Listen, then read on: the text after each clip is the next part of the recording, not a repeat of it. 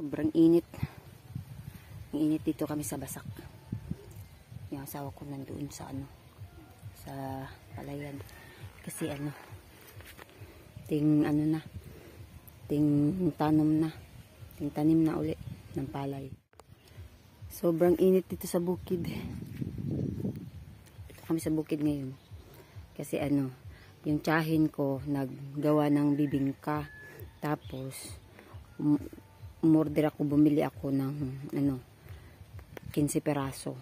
Tapos yun, pinuntahan namin dito. Tapos dumaan na lang yung darling ko sa Basak. Doon siya sa palayan. Gumawa siya ng patubig. Patubig siya sa palay. Init. Sobrang init. Dala-dala ko pa ang aking chikiting.